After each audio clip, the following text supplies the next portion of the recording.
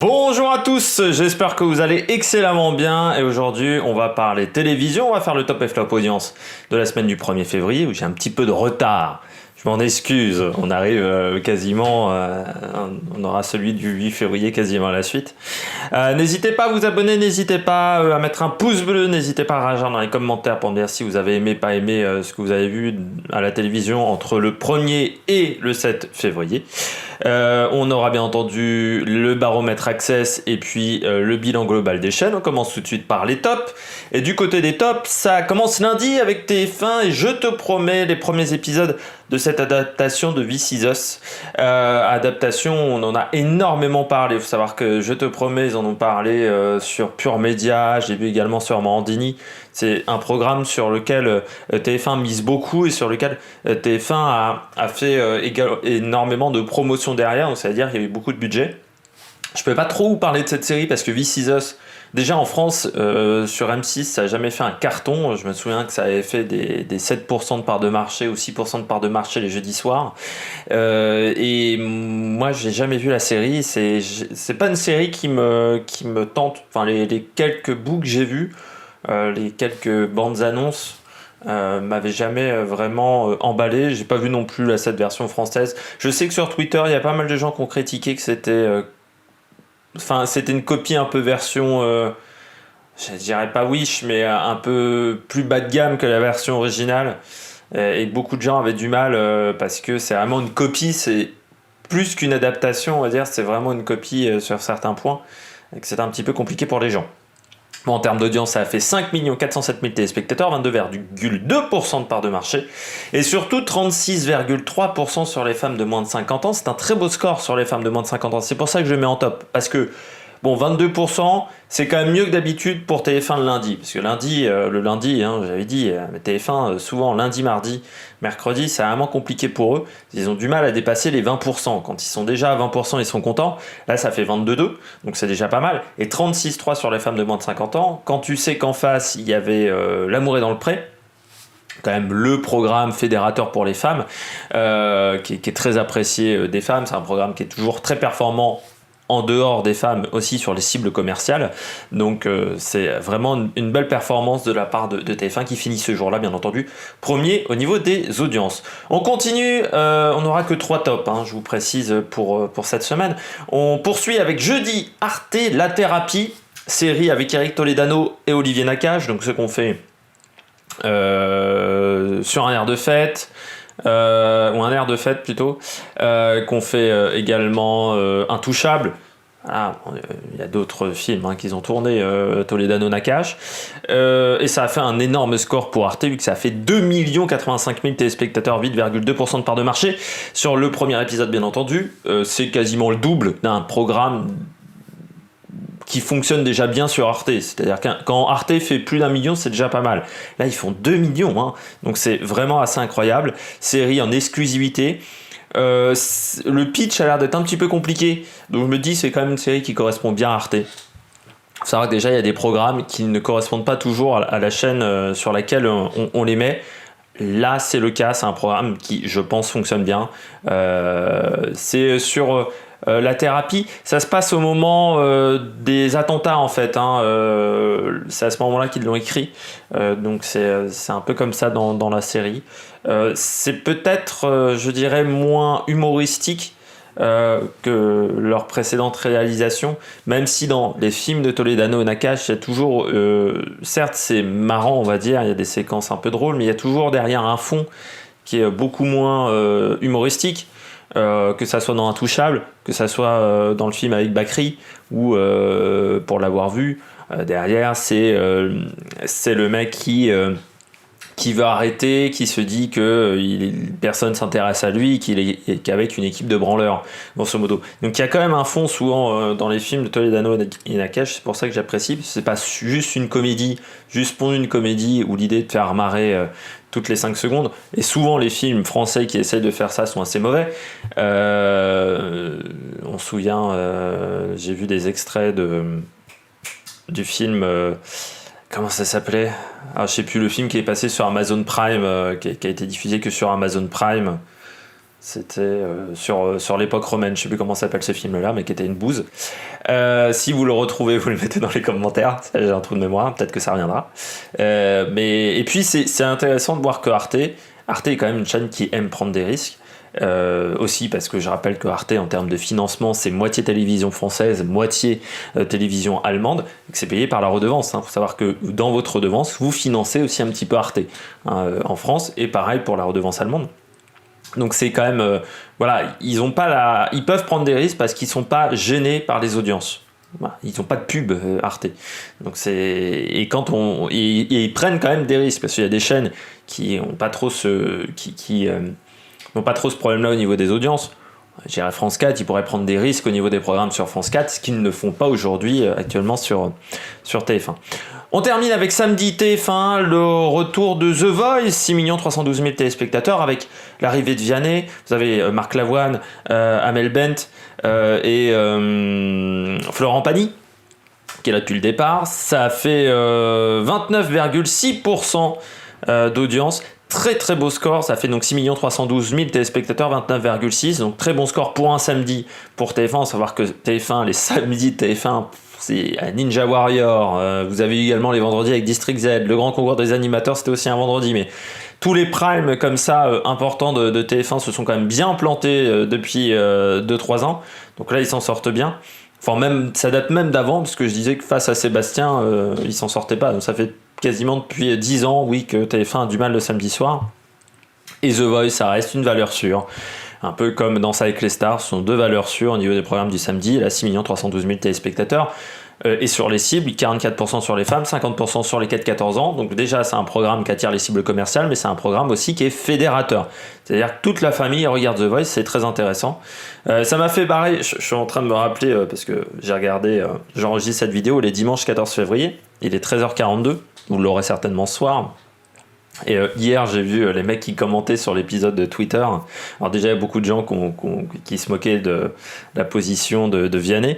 Bon, qui est hyper actif. Après, il avait quand même des positions cheloues sur sa chaise.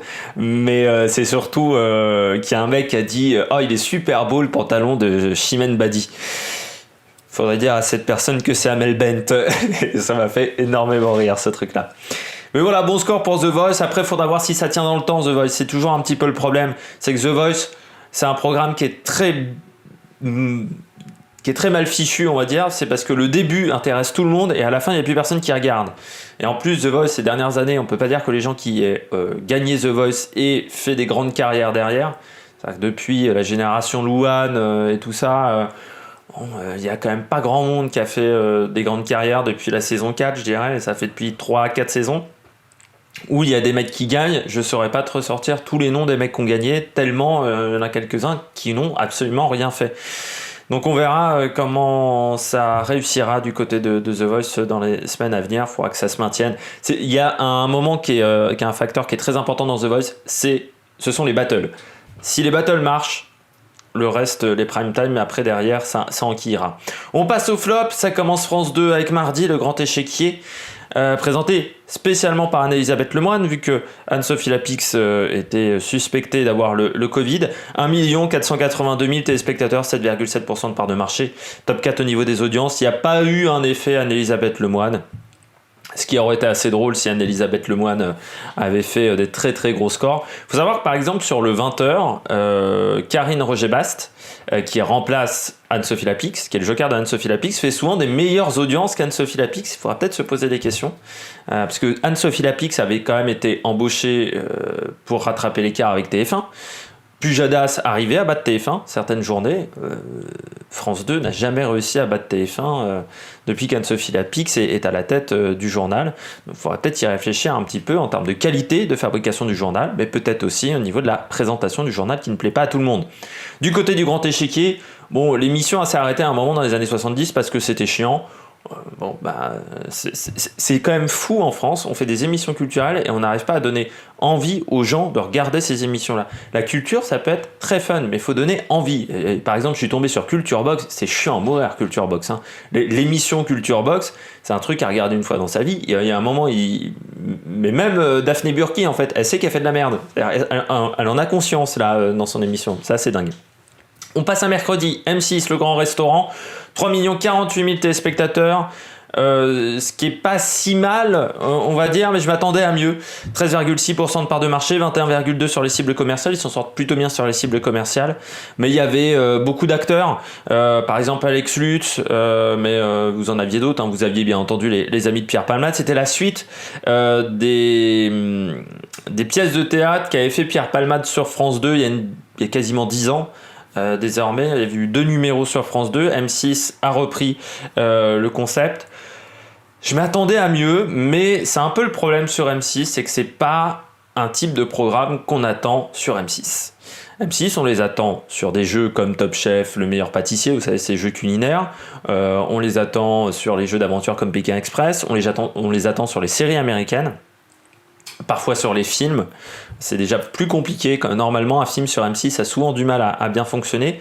Et on s'aperçoit qu'ils tentent de se lancer dans la fiction française, dans des programmes un peu plus culturels, un peu plus premium, on pourrait dire. Et là, ils ont souvent un petit peu de mal du côté d'M6 avec ces programmes-là. Donc, voir... il faut encore travailler dans ce domaine-là. Moi, je me souviens des séries, par exemple, qu'a réalisé M6, qui ont souvent fait des scores un peu mauvais, voire même catastrophiques pour la série qui avait été diffusée au mois d'août. Là, c'est compliqué également pour le grand restaurant. On continue avec France 2, jeudi, Cash Investigation, c'était sur les banques. Cash Investigation, ça ne fait plus recette du tout, ça a fait simplement 2 325 000 téléspectateurs, 10,5% de part de marché, top 4 au niveau des audiences. C'est fou de se dire que ça fait que 300 000 de plus qu'un envoyé spécial. Aujourd'hui, Cash Investigation. Le dernier épisode d'envoyé spécial a fait 2 millions. Là, ils font 2 300 000. Ça fait 2 points de plus en termes d'audience, grosso modo. Parce que souvent, envoyé spécial est à 8. Là, ils font 10,5. Bon. Mais c'est pas dingue. En fait, là, moi, déjà, j'ai jamais été un grand fan de Cash Investigation. Hein. Je l'ai souvent dit sur la chaîne. J'ai toujours eu du mal avec ce journalisme. C'est-à-dire que Cash Investigation... c'est du journalisme incarné, mais je trouve du journalisme incarné de mauvaise qualité. Pour moi, la référence en termes de journalisme incarné, donc c'est-à-dire avec le mec qui est devant la caméra, c'est Martin Veil. Ça, c'est la référence en termes de journalisme incarné. Hugo Clément, déjà, c'est un ton en dessous, parce que souvent, il se met un peu trop en avant, alors que Martin Veil, il se met pas en avant par rapport à l'info. Il y avait aussi un mec qui faisait très très bien ça, les reportages incarnés, c'était Olivier Delacroix, qui est maintenant sur Europe 1, qui fait les soirées d'Europe 1, et qui le faisait très très bien à l'époque sur France 4. Je sais qu'il a fait aussi d'autres documentaires où il arrive à... Certes, il est là, il est présent, mais c'est pour mettre en avant l'information. C'est pour mettre en avant le documentaire, les informations dont il va traiter. C'est pareil avec Martin Veil. Moi, j'ai regardé par exemple son reportage sur la police, qui était, je trouve, très intéressant et assez instructif sur les problèmes aujourd'hui des policiers et que les violences policières, c'est pas que...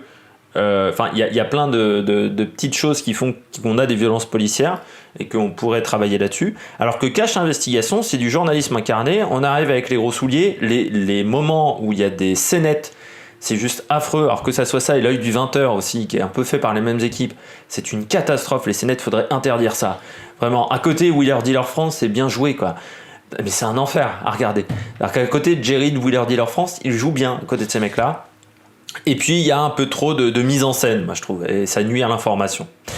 On continue avec TF1, vendredi, Star à nu, 3 278 000 téléspectateurs, 13,8% de part de marché. En tête, par contre, sur les femmes, avec 23%, sur les femmes de moins de 50 ans. Top 2 au niveau des audiences, pourquoi on pouvait s'attendre à mieux. En face, c'était les petits meurtres d'Agatha Christie, qui n'ont pas fait non plus un si grand carton que ça. En fait, vendredi, Star à nu, ça devrait être un programme majeur et ils font à peu près comme les mêmes scores que les autres programmes d'Arthur. C'est créé par Satisfaction Group, qui produit également District Z, qui produit Vendredi Tout est permis, qui produit Les Touristes. Et donc, depuis le mois de janvier, on les a quand même énormément vus à l'antenne, parce que je crois que Satisfaction Group a fait quasiment tous les vendredis, à part le grand concours des animateurs, tous les vendredis soirs, on a eu un programme de Satisfaction Group. Et on s'aperçoit que ça ne marche pas, Star à nu, et que pourtant l'année dernière ça avait bien marché, mais je pense que c'est un programme qui doit être un événement. Et quand ça arrive trop régulièrement, un événement, c'est pas top. Il faudrait peut-être pas que ça soit tous les ans, Star à nu, surtout à la même période.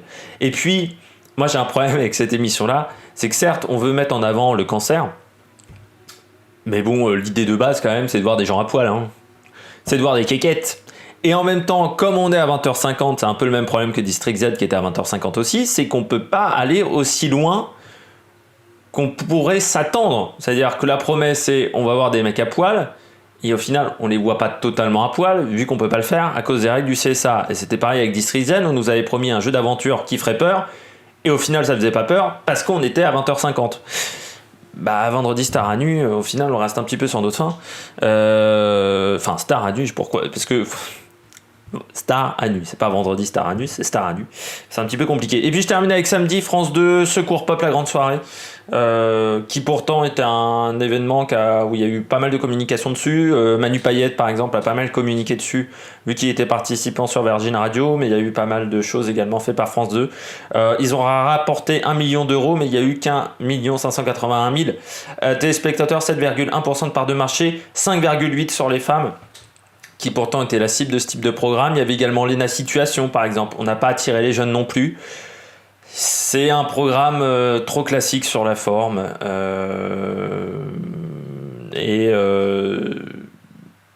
Pourtant, j'ai fait une émission, enfin, j'ai fait quand même des vidéos sur la télé-réalité où je disais je suis pas très fan de la télé-réalité, mais là, on aurait quand même bien aimé voir les répétitions, par exemple. Et le programme est très classique dans la forme, c'est un enchaînement de petites chansons. Alors c'est intéressant parce que ce sont des duos probables, mais pas toujours de même qualité en plus. Je trouve que c'était pas facile à regarder. Vraiment, moi j'ai arrêté au bout d'une heure. Parce que j'ai regardé ça en replay, j'ai arrêté au bout d'une heure parce qu'il n'y avait pas grand chose à dire à part que c'était assez chiant en fait.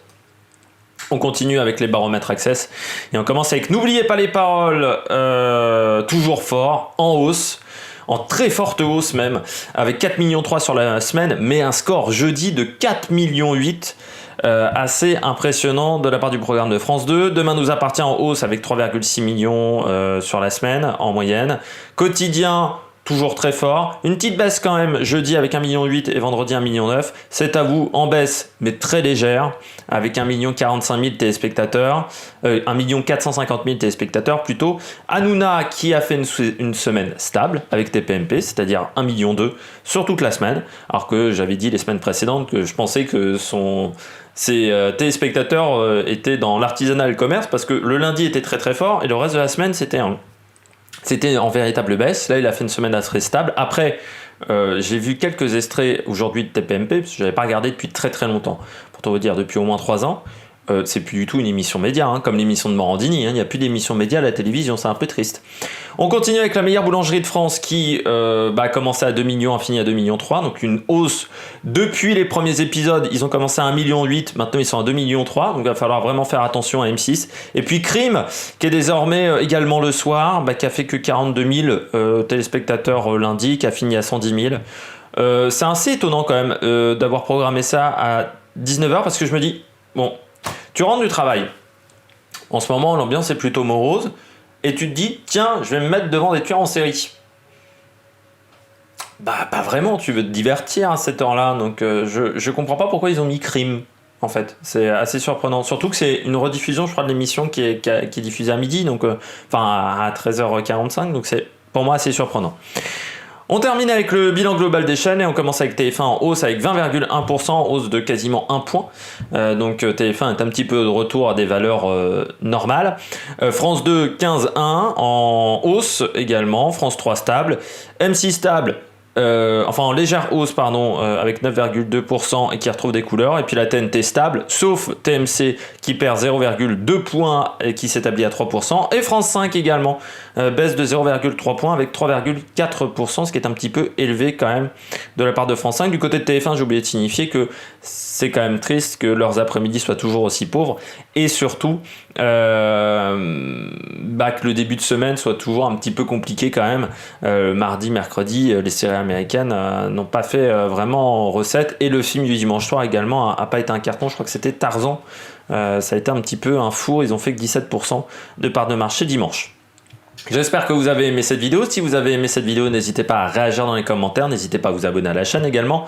Dans les commentaires, vous me dites ce que vous avez regardé à la télévision comme d'habitude. Et puis le pouce bleu. Et nous, on se retrouve pour de nouvelles aventures sur l'Amérique Production. Ciao, ciao!